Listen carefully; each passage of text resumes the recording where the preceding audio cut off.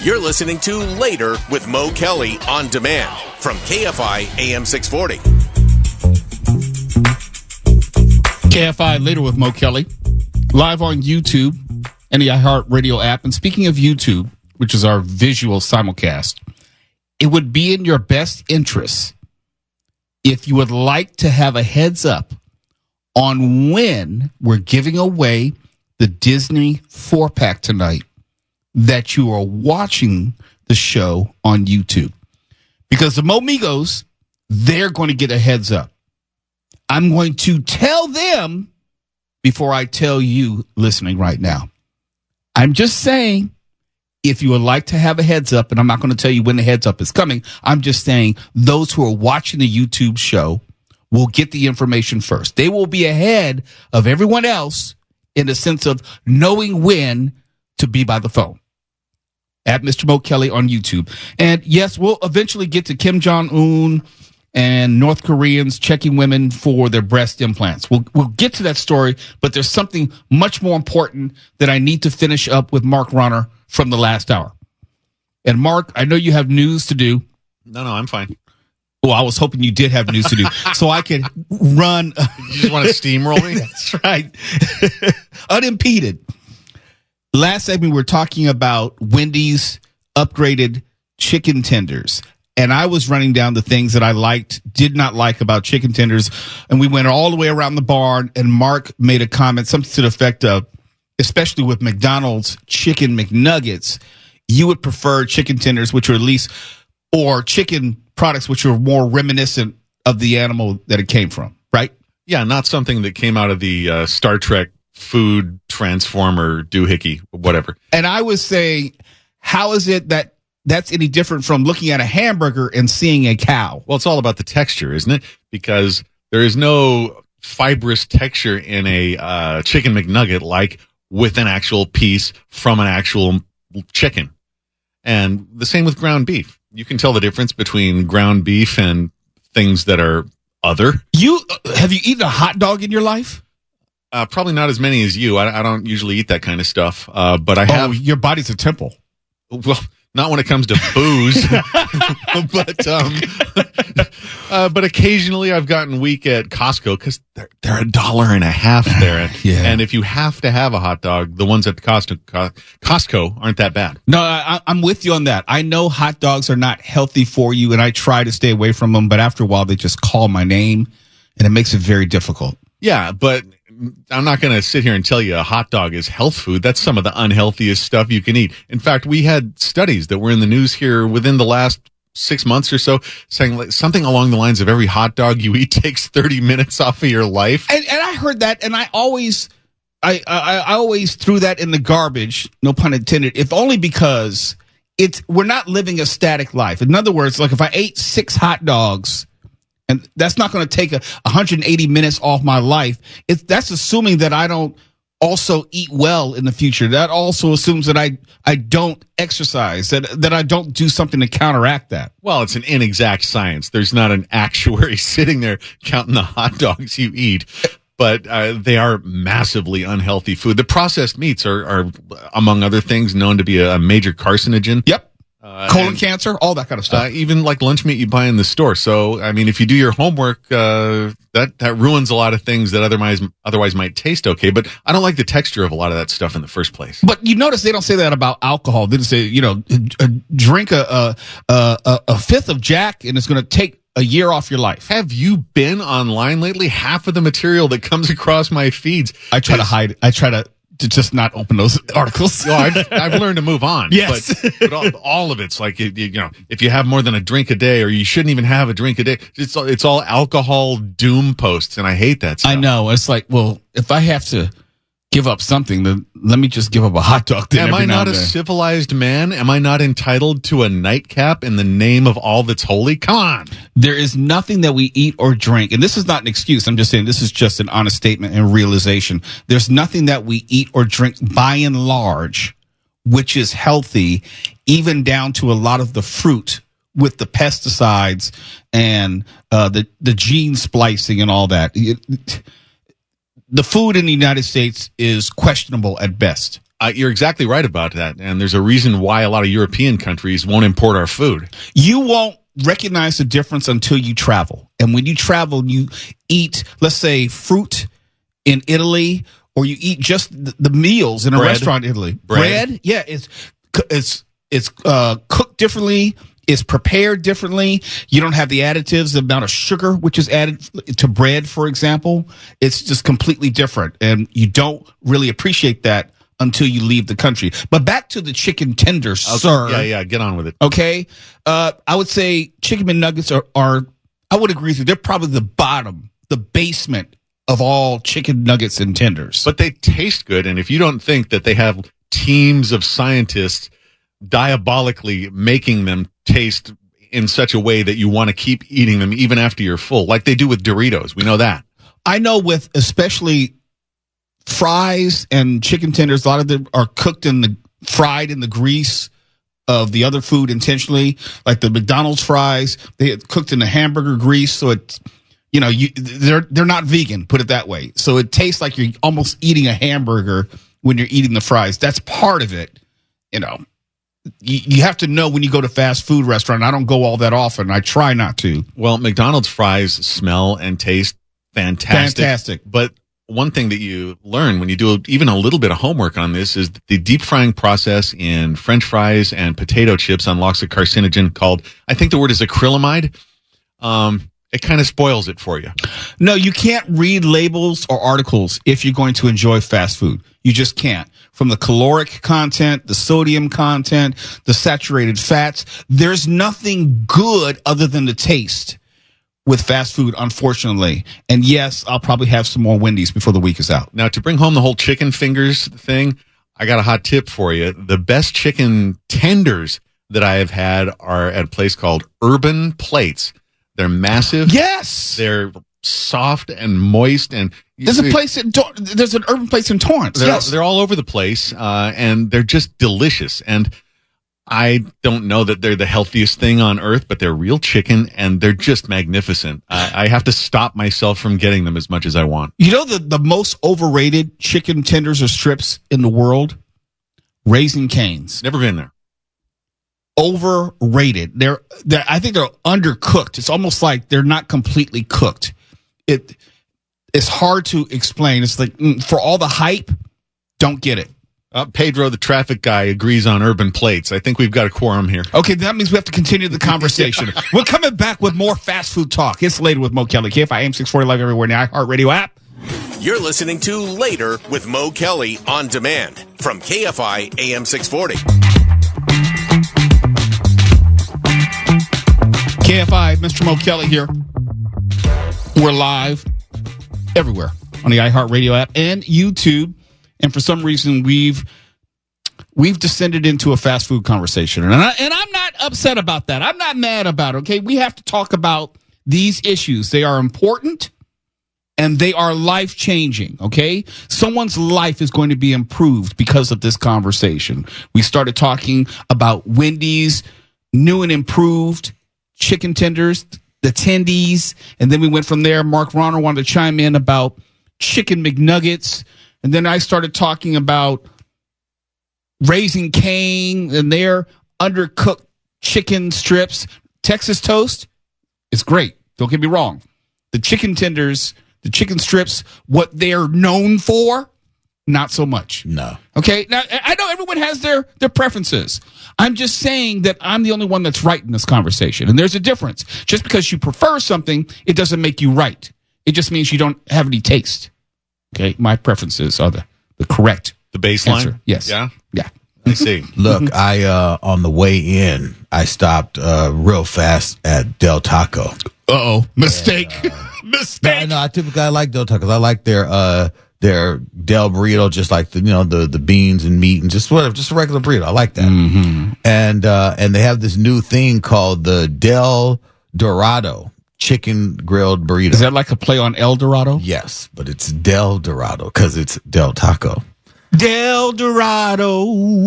And I asked the lady in the drive-thru, and I said, "What is this? This looks delicious. The picture looks great."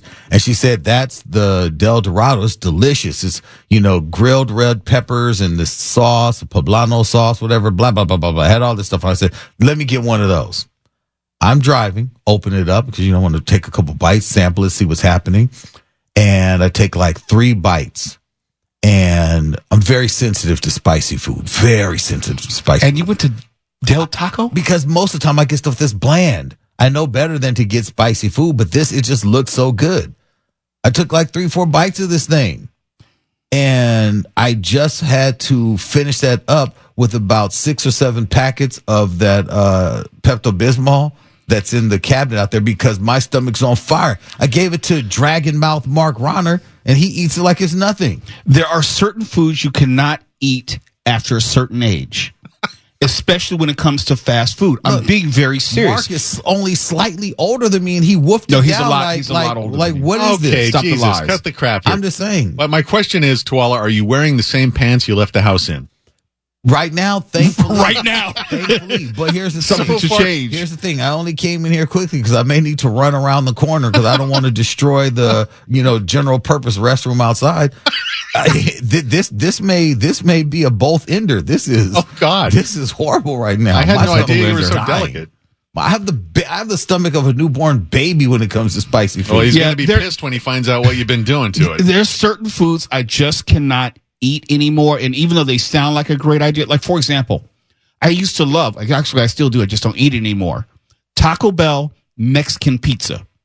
Oh, those are great. They are. Yeah, they're great. You're talking about the Del Dorado. No, it cannot compare to the Mexican pizza. Desperado,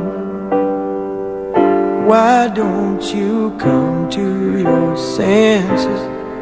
You've been out riding fences for so long now. Sang. Oh, you're a hard one, Hard one. but I know that you got your reasons.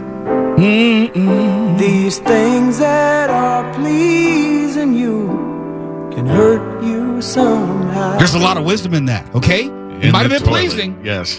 Don't you Del Taco. See, Tuala, you're going to learn. You cannot eat that stuff anymore. I am going to learn the hard way. Look, I already learned that I cannot eat Popeyes because I don't know what they put on Popeyes that it tastes good going down. But, man, what happens afterwards, that's a toilet bowl record. I had Popeyes 2 weeks ago because I hadn't had it in years. And I said, I had a taste for some red beans and rice. Yep. And I had a taste for their biscuits. And I also got some of their chicken strips. It was a good idea in theory. In reality, it was horrible. And I ate it around 4:30. Enough time that it messed up my pre-show prep. Because Yeah. And I used to laugh at my dad because he would say like, "Oh, I ate something," and then like 2 hours later, I had to. And I said like, "Hey, how can something go through you that fast? It's not even possible." And then all of a sudden, I turned 40, and then I realized, oh, it's very possible. It can clear you out inside of the length of an Avatar movie. Are you sure the two of you guys don't have some sort of like stomach bug that you picked up traveling? No, Hey, it's just Mark. called being plus 50, Mark. Mark, I mean, look, I understand that you have a cauldron where your stomach should be, and you're in there churning fire and Yeah. brimstone, and you're able to eat all this. But I cannot, Mark. I'm sorry. My stomach is a tenderfoot stomach. I guess so. Okay? I'm sorry. I just can't do it, man. Yeah. And I really want to. My stomach is much more disagreeable now as I get older. There's just certain things I have to have a conversation with my body in advance, like kind of like preparing them for bad news. It's like, hey, stomach, I'm just letting you know you're gonna have a visitor tonight, and I know y'all don't get along, but if you could just be nice to each other on this one occasion, Yes. I promise I won't bring them around for like 2-3 months. No, you know what? Now that you bring this up, I've read about how black people enjoy bland food.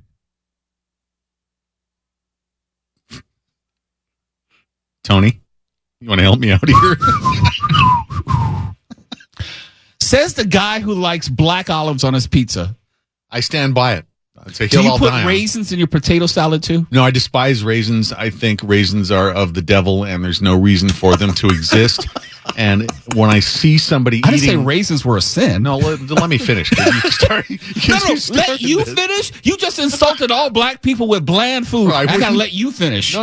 It was just a cold statement of fact. If I see somebody eating, What the hell? all right, I can't finish. You ruined it. Are you happy now? I ruined your soliloquy on the blandness of food that black people prefer. Did I get that wrong somehow? Oh, you absolutely got it wrong. Oh, well, I'm Absolutely, because black folks will tell you they hate like hotel food because it's always bland. If you go to a hotel, most of the food is bland because they don't want to necessarily have an issue with any type of person. You know, it's too spicy or whatever. So they make it intentionally bland. And yet, the two good friends that I work with right here. We're not your friend. The two occupants, the two occupants of the studio with me. If you so much as look at something spicy, you're filling your diaper. Look, the devil's pepper sack is not something that I need to be munching on, sir. I like the food. I just can't tolerate it anymore. There's a difference. Like, for example, I like Jack Daniels. I can't tolerate it like I used to. Like, you remember when Ed Garagos brought in those Wendy's ghost pepper nuggets? Yes. I thought those things were delicious until my body said, are you out of your blank and What blank about those mind? spicy chicken sandwiches with the takis on and everything? Oh, man, are you out of your blank and blank mind? Yes, it may taste good, but you're going to regret it. Oh, you think I'm playing? You think I'm playing? And then I'm up all night crying because, I can't get off the damn bowl. Well, I'm sure you could find some like Wonder Bread or potato salad or something that'll suit you. That's good and bland. Did you just try to throw some mayonnaise laden potato salad? Yes, you did. Oh, Yes, you you must did. love mayonnaise. I'm sure you can't get enough mayonnaise. No. Oh, wait. Do you Filthy prefer Miracle Whip or Hellman's? I don't know. I don't really buy that stuff. Whatever's in the refrigerator that has been put there, I'll just, like if I'm making tuna or something, I don't really eat a lot of mayonnaise. I think mayonnaise is borderline disgusting. Okay. All right. Yeah. I'll accept that. Yeah. I just know that as I get older, there's alcohol hangovers and now there are food hangovers where if you indulge too much with certain foods, it can mess up your next day. That's why I always keep an extra pair of underwear in my car. Yeah. No joke. When I say never trust a fart after 40, I'm being serious. I'm opening up my heart to you, among other things. No, and I'm grateful that you've shared all this about you and your horrific colon. Well, I've already Mark, got my... like you haven't had a wet one. You stop, Right. Stop lying. you stop it. I don't know what you're talking about. Okay. Do you think this is common? Feigning ignorance. Okay. No. You think this is common because both of you clearly suffer from incontinence. No. It's not incontinence. It's not. It's just that you can be too trusting with your body when you shouldn't. And you don't think you know the difference? Sometimes you don't. You think it's going to be nice and quiet. You think it's going to be all right. nice and cool. And then you got a problem. You've got to swish your way back to a Do you guys just sit around and chug laxatives all day? What's wrong with you? It has nothing to do with It doesn't. There's just certain things that you cannot take into your body after a certain age. Now, this isn't normal. You're trying to pretend this is normal. Oh, well, no, we got to go to break, but I'm being very serious. Do you know what the bubblies are? I'm not sure. Wow. What are the Okay, bubblies? What's the... Tony, do you know what the bubblies are? Bubble guts, Mark? Is that when your stomach's grumbling after you've eaten something upsetting? It's slightly worse than that. because you know it's right at the door. It's right It's at knocking. the door. You're and not it's prairie knock- dogging it's it, knocking, but you're like, look. It's going to bust down the door. It's one of touching those- cloth? It's Is that one of what those, you're saying? It's one of those things where you know that you have approximately 3 minutes to get to a bathroom. I want the two of you to get the professional help you need, the medical help. Tommy Godlove from the Momigos said, this segment just went down the toilet. LOL. He's not wrong. He's not wrong. He's not wrong. We got to go to break. Yeah, Just want to let let's you know. flush Yeah, there we go. Tommy Godlove earned that. And we encourage you to tune in to the Momigos on the YouTube stream because we're going to give them a heads up when we're getting ready to give away the Disney tickets tonight. What we're going to talk about between now and then, I don't know. Okay, we're all around the barn tonight. We just threw out our whole show rundown because of Mark and McDonald's Chicken McNuggets, and that's how we got here. That's to Bubble on Guts. you, Mr. Host. KFI AM 640. We're live everywhere on YouTube and the iHeartRadio app. You're listening to Later with Mo Kelly on demand from KFI AM 640.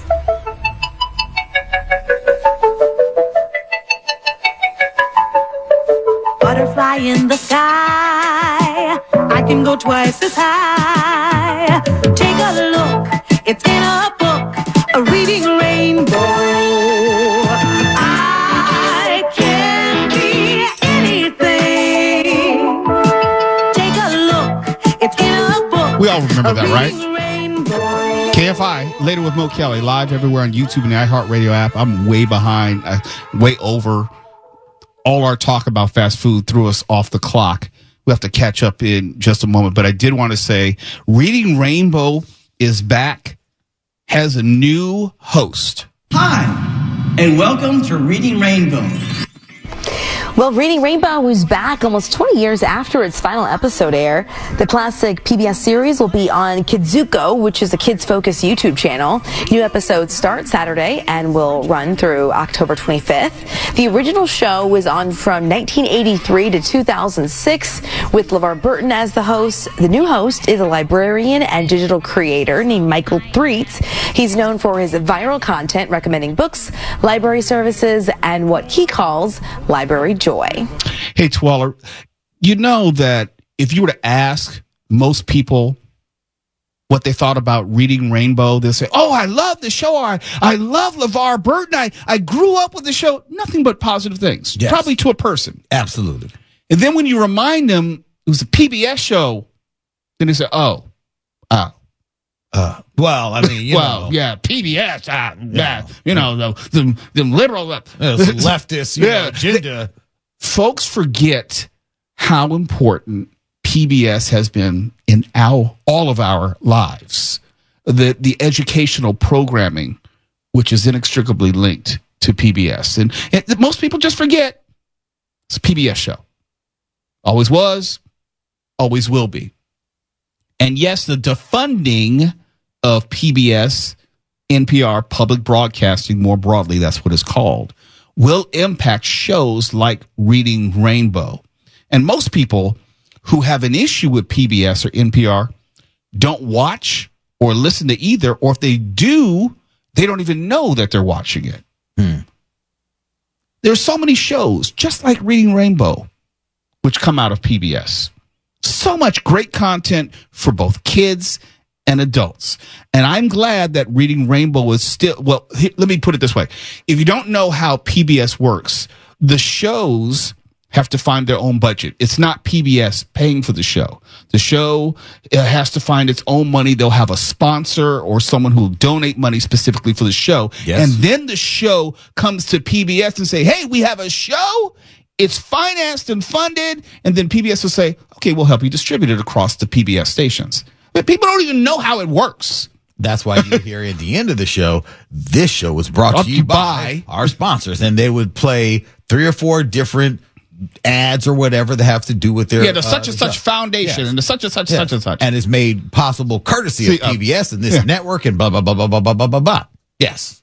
So, you think defunding PBS is the answer when it's not. It's like, that's not even how it works. Now, there is a degree of funding which comes from PBS for their member stations to help the stations like like KCET or Channel 28 or KOCE Channel 50 out here stay in business and provide programming, but they're not creating the program. They're just a distributor. Yes, that money would go to having engineers, having programming teams, running the stations, running the station on the day-to-day basis, keeping these shows out there. The shows aren't just sent to a network hub and they just magically pop up on the air. Right. It's not like ABC where ABC is producing Jimmy Kimmel Live. ABC is producing The View. No, it's the exact opposite. It works in the other direction where the shows have to create themselves, then go to PBS, and then PBS helps distribute them on various stations. I remember the first time I saw Eyes on the Prize, it was on PBS, and that beyond impacted my life and my mind and learning about the civil rights movement. And then it became just all the time. Like they would show it year after year after year before school start picking it up and saying, every year. Okay, we're going to go on and play Eyes on the Prize. But that's where we would sit down and watch it. It warms my heart to see that Reading Rainbow is back, because despite the politics surrounding PBS, NPR, public broadcasting, these very important shows, or at least some of them, are finding a way to survive in the way that they always have. Not dependent upon PBS, but it's essential in the way that there are fewer places for it. Now, some of these shows may end up on like a Netflix or some sort of streaming platform, but for the most part, they're still dependent upon the traditional broadcast option. And PBS is considered broadcast because it does fall under the federal government and the FCC jurisdiction. Still need that aspect and component to distribute. So if you are of the opinion that you're happy that they've defunded NPR and PBS, you are really seriously hampering quality educational entertainment. And most people who are against PBS have no idea what it even provides or the quality of educational programming it provides. But if you ask them about Reading Rainbow, they'll say, oh, yeah, I love Reading Rainbow. Hello? You're listening to Later with Mo Kelly on demand from KFI AM 640. I don't want to grow up, 'cause baby, if I did, I couldn't be a Toys R Us kid. This is Later with Mo Kelly, KFI AM 640, live everywhere on YouTube and the iHeartRadio app. And you better be on the YouTube live stream, because I'm getting ready to give some information about these Disney tickets, this family 4-pack we're getting ready to give away.